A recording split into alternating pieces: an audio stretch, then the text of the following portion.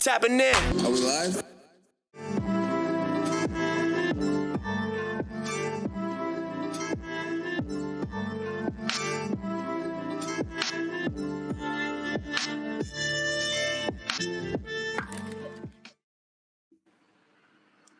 Yeah, we gonna need all hands on deck for this one.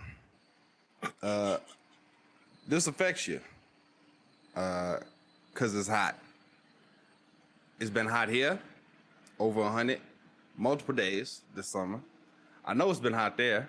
I know y'all saw the beads of sweat, YouTube audience, trickling down my brother forehead a couple weeks back, as as the UK experienced their heat wave.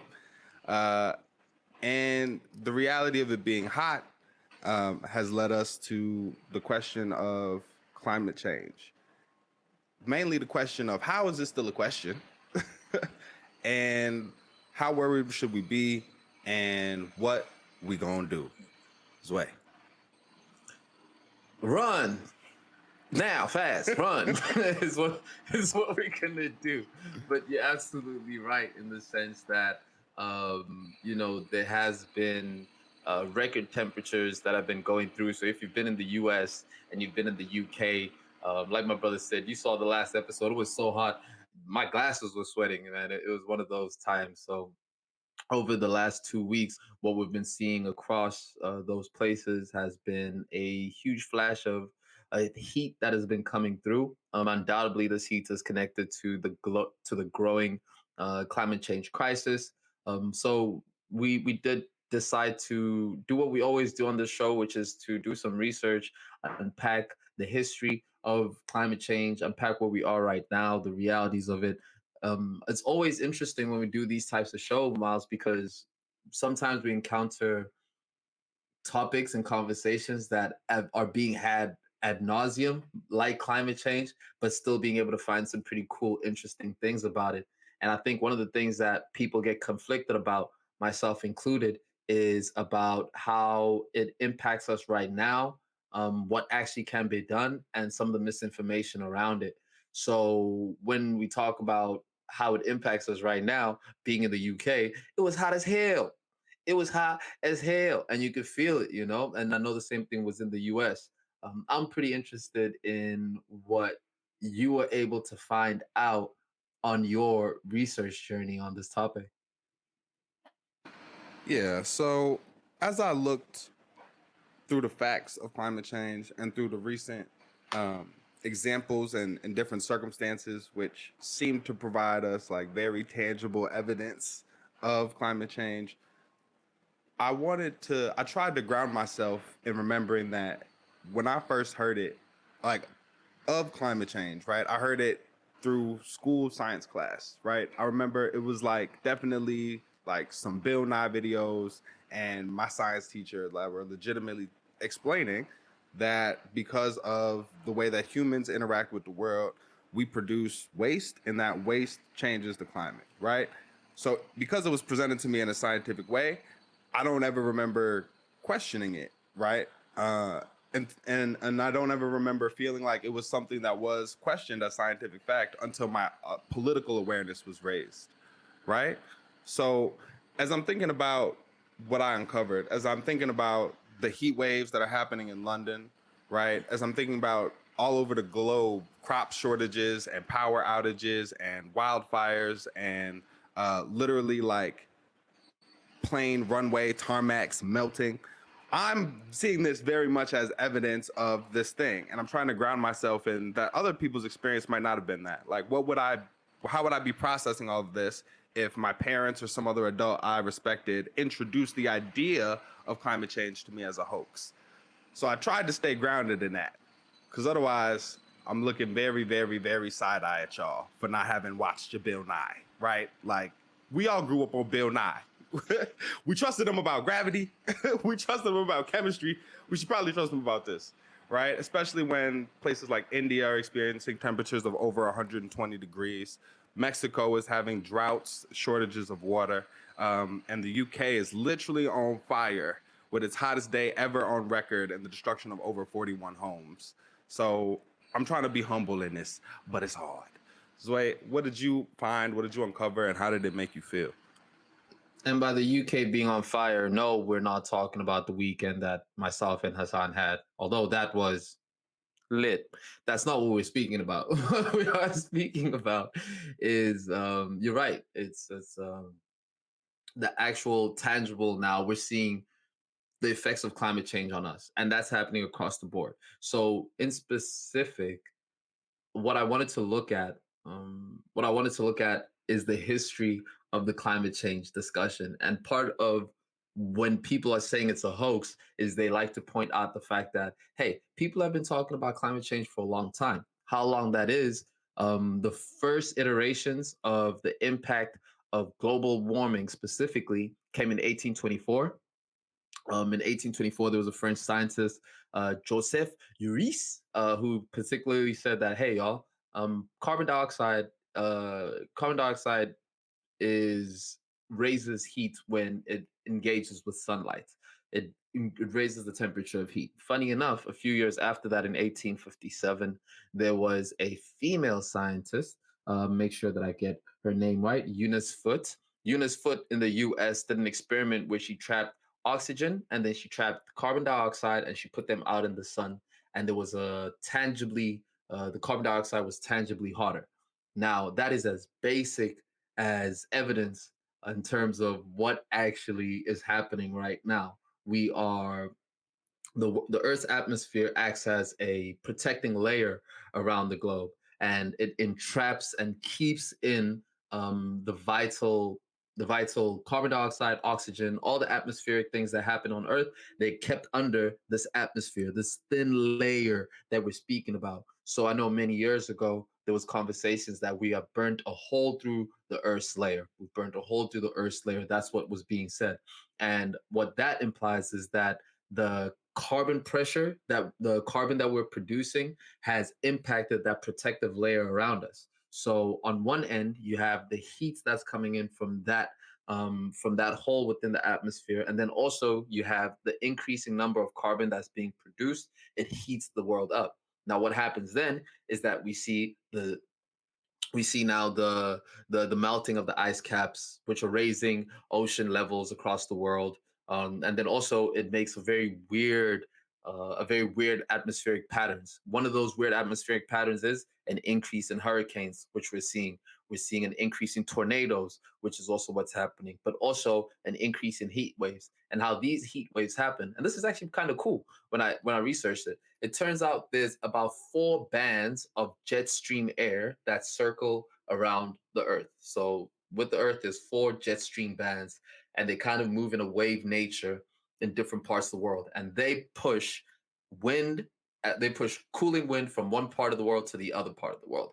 But there are moments when those bands become either in a omega, which is a U shape, or there's five strong waves next to each other that it becomes out of whack, and they're unable to push air out. So think about a hose that is wrapped around the world. And if you have a hose that is folded in many different places, then it won't be able to push some air out. And that's what happened this time around. That's why we're able to see heat waves that happen in different parts of the world, but at the same time. And that is indicative again of us of this unregulated, lopsided effect that we've been having on the world's climate.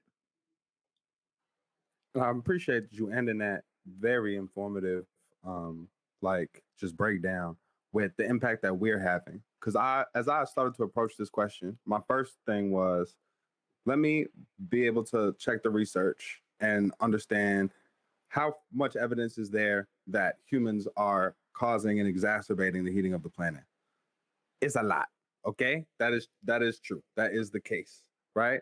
The second thing that I wanted to check into was, all right, is the heat waves that we're experiencing, are they directly related to global warming, or is it just a weather pattern, right? That's temporary. It's just gonna come and go.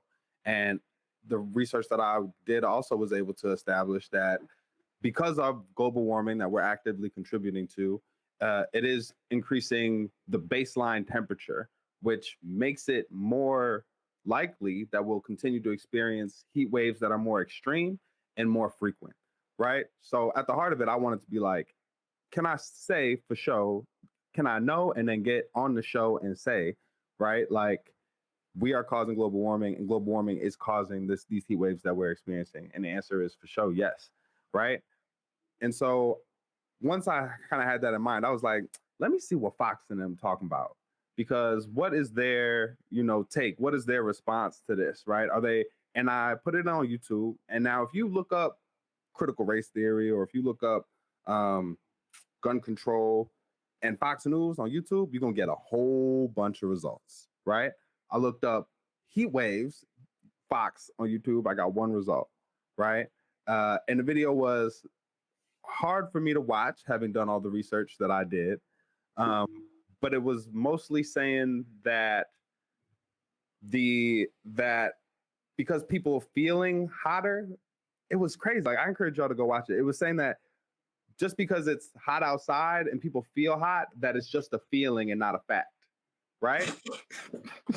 For real, for real. That was their approach. They were saying people are saying they're feeling hot, but that's just a feeling and not a fact, right? Ignoring the fact that we can measure temperatures, ignoring the fact that we can look at what global records have been set in different countries and how they continue to, those records are toppled by what we're currently experiencing.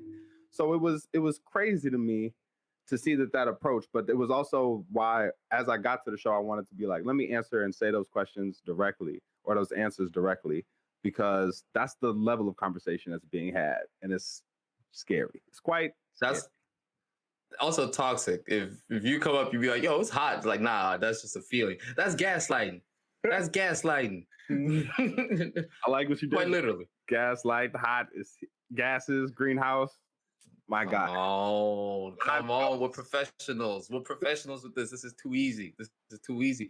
But one of the things that people are the opposite end of climate change, and it is important to be able to appreciate the full scope of the argument, is that there have been companies that are paying scientists in order for them to only push the narrative of climate change, and then also discredit some of the other solutions which are also which are also um, we could utilize, but they're ignoring it. Things such as adopting nuclear power, things such as having having taken an earlier drop down carbon production scaling, where we allow developing countries to utilize carbon and then only apply these carbon certificates to developed countries. So I think there was a bit of a there was some nefarious sponsorship and funding for the scientists that were being used in order to be able to qualify it. But that doesn't take away the fact that it's actually tangibly happening. That increase, that baseline increase that you're speaking of, is a baseline increase of 1.1 million, 1.1 Celsius, right? 1.1 Celsius, the Earth is now hotter, 1.1 Celsius more. And in terms of what that means for what that means for how the Earth operates and rotates and crops and weathers, that's a significant amount. And if our producer could kindly find, there's a video where they actually have it's a graph that shows how hot it's been, and it kind of spins around. And it's really cool visual just to be able to see how hot the world has becoming over some time. And this particular moment that we're in now, we're really moving quite quickly, right? We're accelerating significantly in terms of how we're impacting the change of the weather. And that's not just in climate change is not just in carbon dioxide. This also refers to pollution of the oceans. This also refers to even the pollutions of our own body. I think that microplastics in our body is also a direct correlation to climate change to a certain extent, because if it impacts our brain and our thinking capacity, then definitely it's going to impact how we react and feel about the climate. Yo, shout out to our producer pulling up the graphic, you know what I'm saying? Getting us, Shout out. yeah, man, giving us this nice visual. So I appreciate you bringing in some of the players, right? Some of the folks, especially in terms of research and in terms of policy, that are involved. People in power, generally across the world, don't have the greatest track record in reacting to climate change. Um, Even in some of the current crises that we're seeing in India, right, we're seeing the government struggle to respond with infrastructure that just isn't ready to deal with these levels of heat. And it affects the poorest people the most, right? You're especially vulnerable if you're housing insecure, right? You're especially vulnerable if you don't have the right type of ventilation in your home or your living situation. Millions of people don't have access to air conditioning over there in India, right? That's a struggle. In Mexico, they're experiencing extreme levels of drought, which is making uh, huge issues for crops in combination with some of the cartel activity that's going on, which we'll get to in our next segment. Don't y'all touch that dial. But in Monterrey, Mexico, right, there's 5 million people relying on public water tanks because the water reservoirs have dried up. Um, a couple years ago, the Colorado River dried up, like was no longer reaching the Gulf of Mexico, limiting water access for millions of people in that area. And in 2021, it had to be manually reconnected back to the sea, right? That's the type of things that this 1 degree change can affect, right? Literally rivers drying up, right? The access for millions of people to be able to get water. So um, governments have a huge responsibility to react to this and to respond to this in a big way. It'll be really interesting to see what happens in the UK based on all the fires that they experience, and they're having declared a state of emergency. But we're seeing countries big and small, developed and developing, having to deal with this. What confuses this whole thing, bro, honestly, is the fact that it's really hard to understand what we can do from an individual level towards the solution, especially when you realize such things that being able to sort plastic out, or doing garbage separation for recycling also is not the most efficient way of being able to separate garbage, because in the when you throw plastics all in the same plastic box, what ends up happening is that they don't make a distinction between the type of plastics that they have in there, and now are taking in a whole host of different types of plastics, when in fact, when it is being generalized and they're able to split it either by maybe it's a bottle type, or maybe it's color type, or whatever the case is, then the destruction process of it is a lot more clean. So there's a lot of confusion around what we can do as individuals. The fact is, one, big corporations are to blame mostly for this. That's a fact. Big corporations are the main culprits of this. This comes from a carbon producing perspective all the way down to the ocean pollution perspective. Humans only contribute 3% of the total garbage that's in the ocean. 3% is what humans contribute. The rest of the 97% is all corporate. Is all corporate output. Same thing with the carbon dioxide. All the cars in the world aren't what's burning a hole through the atmosphere. That's not particularly true, right? The overwhelming percentage comes from mass industrialization. This is in China. This is in India. This was in the U.S. That's what's contributed towards it. So, regardless of our best intentions, and I think it's a good mindset to be in, to want to recycle and to want to be conscious. But unless we are truly challenging the big companies that are actually doing this, then bro, forget that plastics, forget that paper straw. I don't like that paper straw with my mocha. I don't like that. Nah. Paper straws ain't it. Paper straws and plant-based cheese are two, like, they were nice ideas, but we not there yet. I so I feel you on that, and I also appreciate you bringing us the big facts on that too, because that means that I don't have to buy a Tesla, right? Because I can't afford no Tesla. So the fact that, but what I am gonna do is get hooked up with Footprint Positive, make sure that for my whip that my emissions is offset. Huh? Huh? Yes, a call back. Make sure y'all up on Footprint Positive. We ain't dropping none of this.